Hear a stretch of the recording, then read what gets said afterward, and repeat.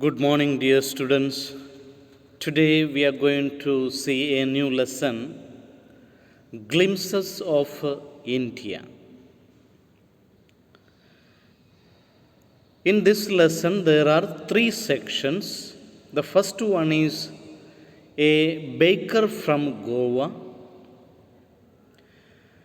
The second description is about Coorg, a place in Karnataka. And the third one is tea from Assam. It speaks about the origin of tea. First and foremost, let us discuss on a baker from Goa. You see, this story is actually based on the Portuguese ancestry.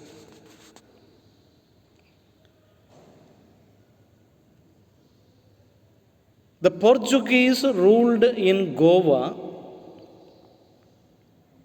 and they were so famous for their breads. They used to always speak about those olden days, which means that they were something very great.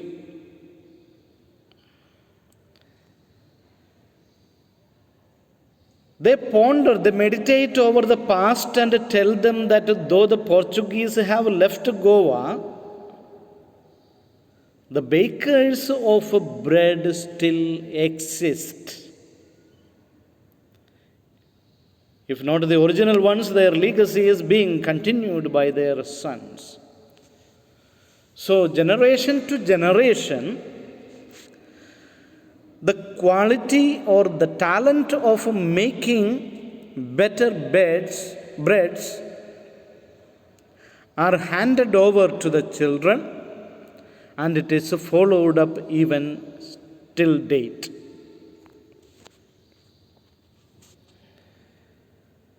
The bakers are still being referred to as padders. Everything about baking is still the same, just as it was there during the time of the Portuguese.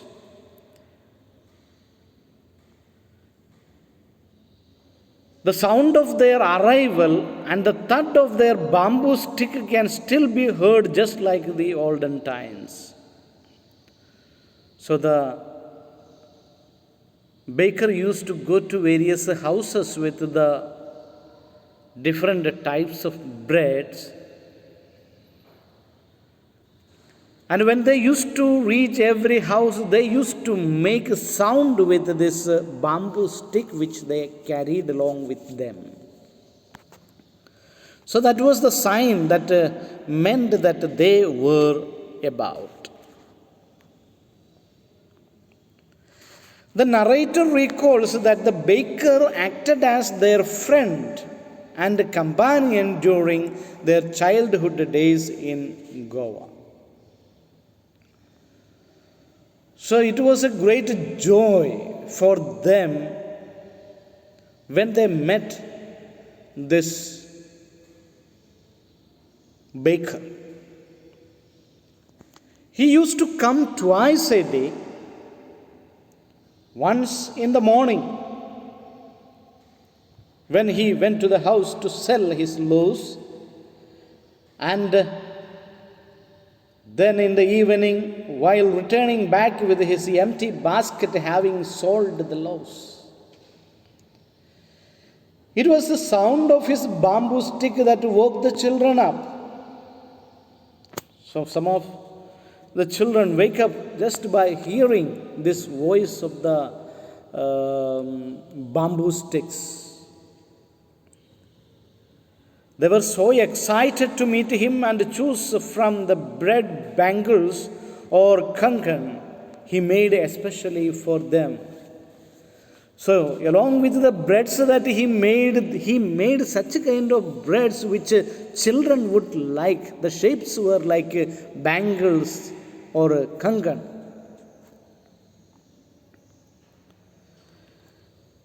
Such kind of things they used to sell to the children.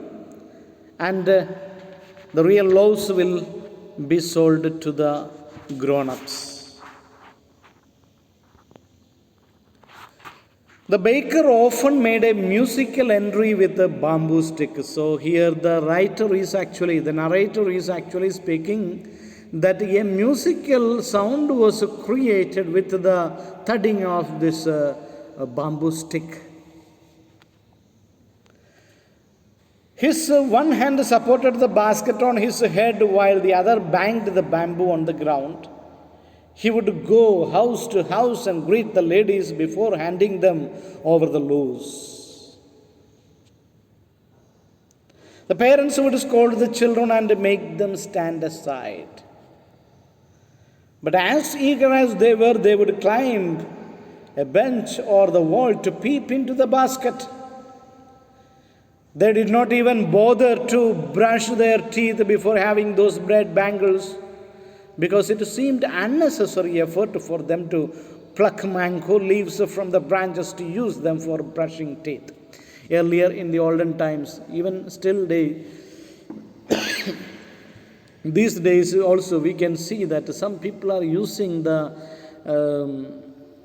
sticks from various trees to brush their teeth. That was a natural brushing that was being adopted by the people. So here, even that was not that much important, that was not necessary. That is how they thought. They considered brushing unnecessary because the hot tea could effortlessly wash their mouth, and they thought that animals like the tiger never brushed their teeth. They had a very good reason. The animals, they never brush their teeth, but still they are all very healthy. So what is the need of this brushing?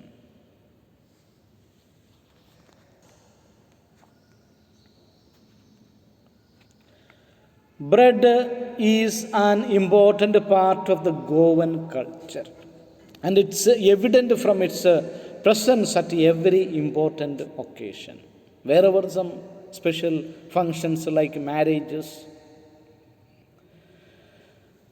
it is a very important thing that sweet breads and sandwiches like that, different types of breads were being displayed there and eaten. During the Christmas, coconut cookies were so famous, cakes were so famous, and therefore the bakers seem to be very important in Goan culture. Bakers were known to have worn unique knee-length frock dresses, typically known as kabai. I have taken a photo from the Google. This is kabai. In the narrator's childhood days, he had seen them wearing shirts and pants whose length was shorter than the usual one.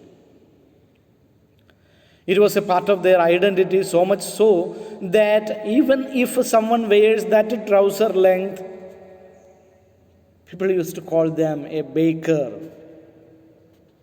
See, that boy or that man is dressing up like a baker.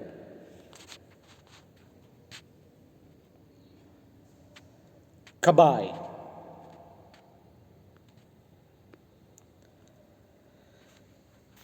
You see, at that time there were also another kind of thought. The bakers were believed to be very rich. They used to have a lot of food, and therefore they used to eat a lot of things, and therefore they remained very fat.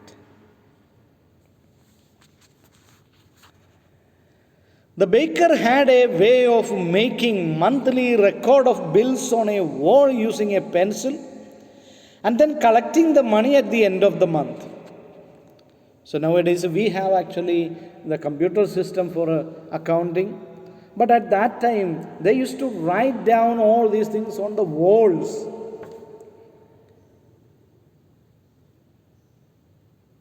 And at the end of the month, they used to go and collect them.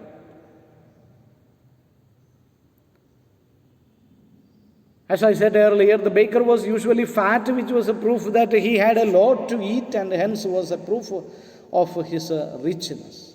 Even to this day, someone with a well-built body is compared to a baker.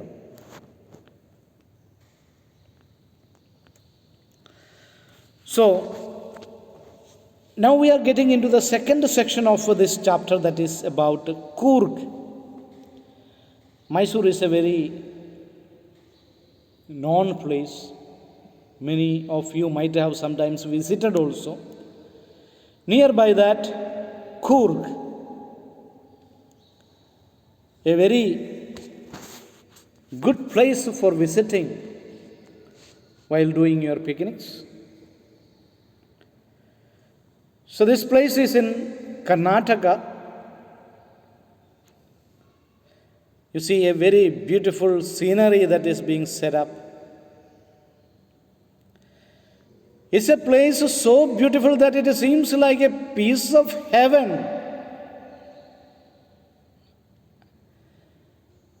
A piece of heaven that has come down from heaven. That has come down to the earth.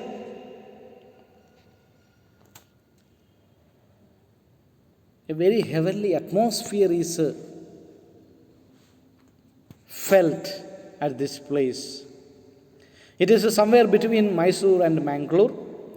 It is an area with low hills of unequal height. The men are brave warriors. The women of Coorg are pretty.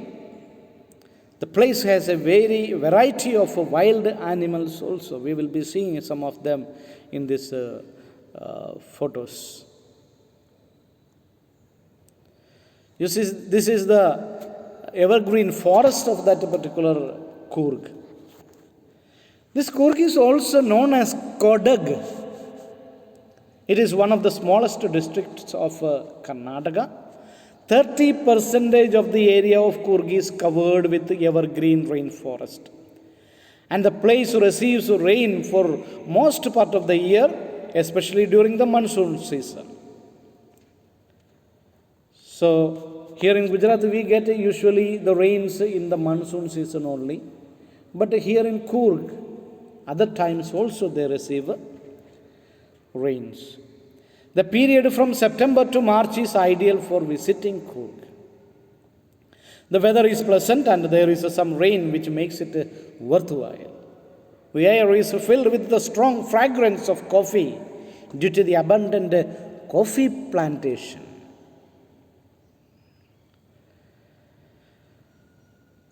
The people of Coorg are believed to be Greek or Arabic background and are generally ferocious.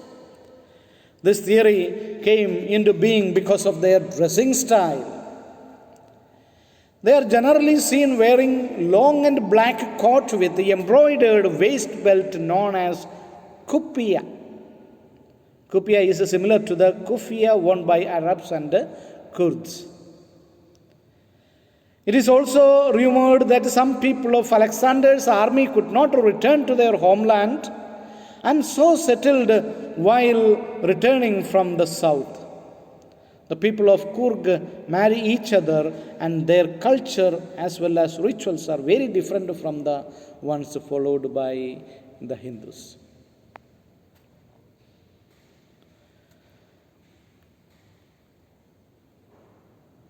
You see here, we have already said that the people were ferocious. And from the history, we can come to know that the first chief of the Indian army named General Kariyappa belonged to Coorg. This is a portrait of Kariyappa.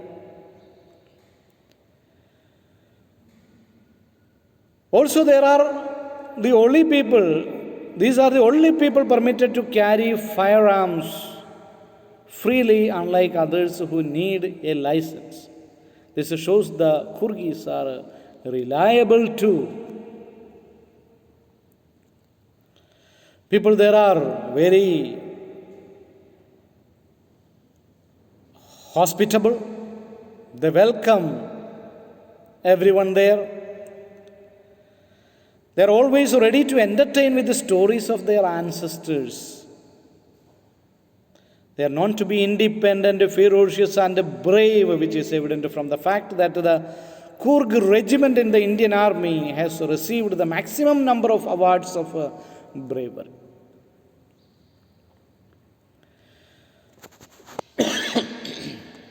The evergreen forest and hills of Coorg provide water to river Kaveri, a major river in South India. A large freshwater fish called a mahasir is found in these waters and is looked for by the birds. Squirrels and langurs play in these waters by throwing half-eaten fruits, whereas elephants enjoy bathing in it. You see some of the beautiful sights of Coorg. The tiger coming to drink water,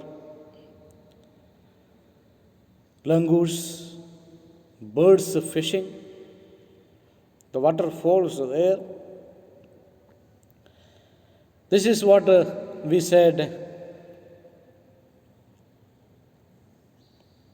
mahasir, the fish, very popular fish of this particular place.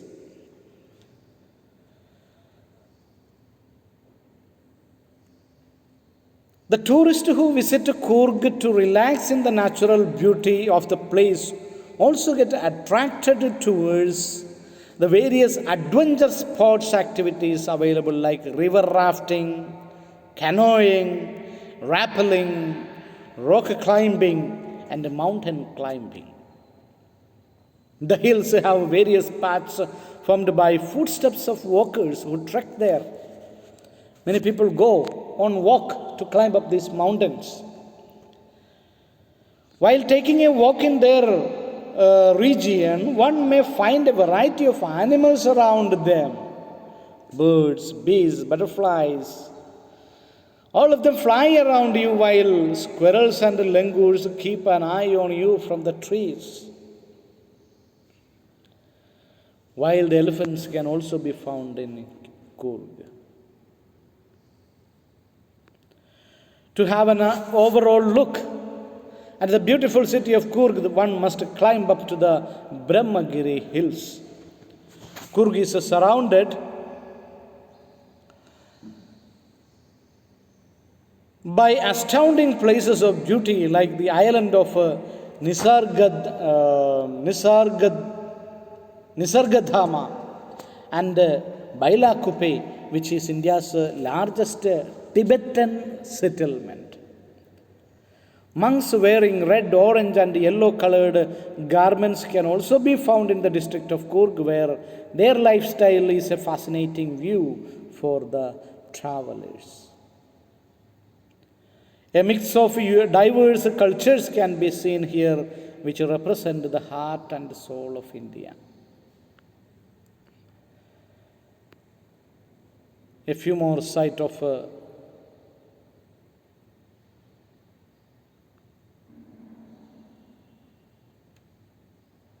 Coorg. The elephants are taking bath, relaxing there in the water. The island Bailakupe. Now let us turn to the third section, tea from Assam. You see, this is the map of India, and here you see Assam is marked with green color.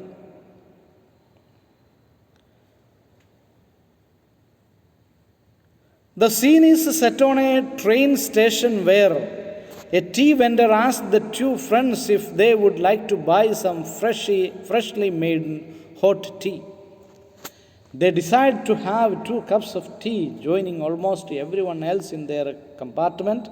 With this, Pranjal highlights the fact that almost 80 crore cups of tea are consumed every day throughout the world, while Rajavir remains surprised on listening to it. So here we have two characters, especially Pranchal and Rajavir. Pranchal is well known about the teas. So we can guess that Pranchal comes from a place where tea is produced. For Rajavir, all these matters of tea is something surprising. So Pranchal is now taking Rajavir to the place of tea, Assam, and they are on a trip now. As soon as the train started moving, Pranchal got engaged in reading his detective book. Both of the friends were huge fans of detective books, but Rajavir chose to look at the scenic beauty at the moment. There was greenery all around, something Rajavir had never seen before.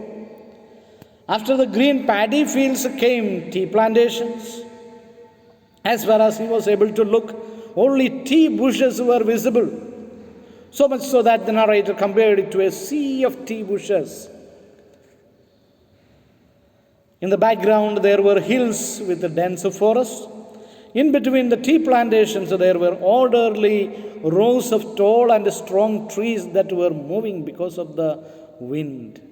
It was an amazing view. The beautiful sceneries that were on their way to Assam. As the train was moving, next Rajavir saw was an ugly looking building with the smoke coming out of it.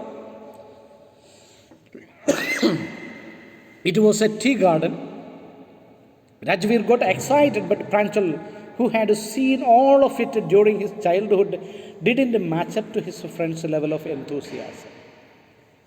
For Pranchal, this was an ordinary thing.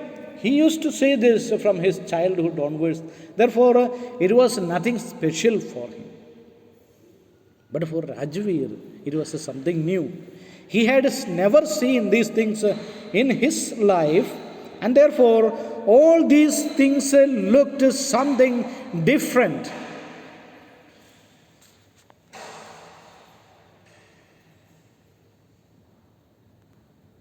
Pranchal tells him that they have entered Assam, which is known as the tea country. Assam is also called tea country. The state has the maximum number of tea plantations in the world. Before visiting the tea country, Rajavir read a lot about tea and how it was discovered. There were numerous theories, and one of which was about a Chinese emperor who had a habit of drinking boiled water. Once upon a time, when he was boiling that water, few leaves fell into it and it tasted delicious. Just as he was boiling and drinking water, as he was boiling, a few leaves are falling into the cup, in the water, and the taste changes. It is said that those leaves were tea leaves. And from then onwards, they started putting tea leaves in the boiled water to have a frequent drink. A very famous saint named Bodhidharma.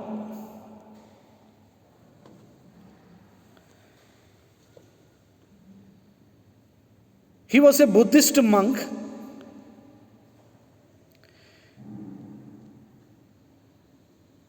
In order to avoid his sleeping while meditating, he had even cut off his eyelids Therefore, eyelids won't come closer to each other and you may get into sleep very easily. Eventually, tea plantations grew out of his eyelids, which upon consuming after boiling with water helped in getting rid of sleep. See, another story of tea. If you take a tea, sleep can be avoided. You will feel all the more energetic like.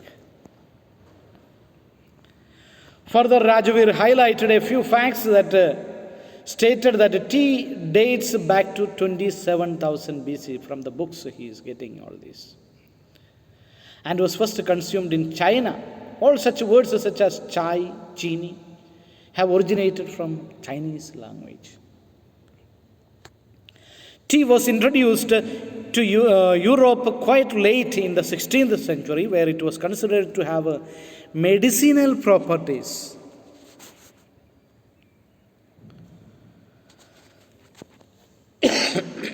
Finally, they are reaching Pranjal's native place.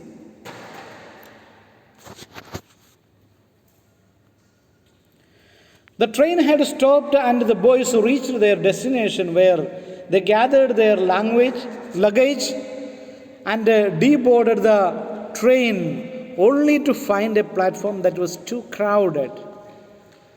Pranjal's parents had come to receive them. They reached Dekhiabari, Pranjal's tea garden, after taking a turn and making their way through a cattle bridge. The tea garden was stretched upon a vast area of land. All the bushes were cut to the same height and they had been taken care of.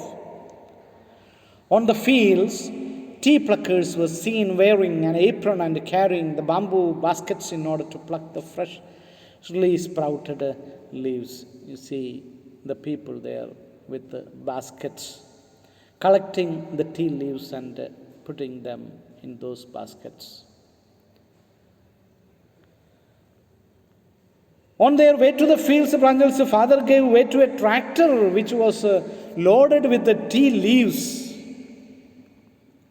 A tractor which was loaded with the tea leaves. On seeing this, Rajavir flaunts his knowledge by mentioning that this is the second sprouting period of the year. So when they reached there, it was a kind of harvesting like. That lasts from May to July and gives excellent yield. Good crops they get. Pranjal's father, who seems impressed, replies that he seems to have done a lot of research before coming. Pranjal, who was excited about learning more about the amazing beverage, showed his intention for the same.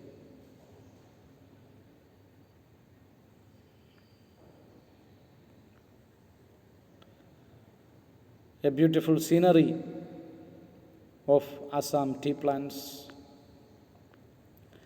The people collecting the tea leaves from there. So, dear students, now we come to the conclusion of this chapter. Read this chapter well. And if there is anything that you don't understand, you are free to call me in the morning hours from 8 to 12. I am here just for you. Even related to the grammar section, you can freely ask me doubts. You may make video calls or audio calls, no problem. 2 or 3 together may call, there is no problem. But feel free to ask me your doubts. Till we meet next, bye-bye.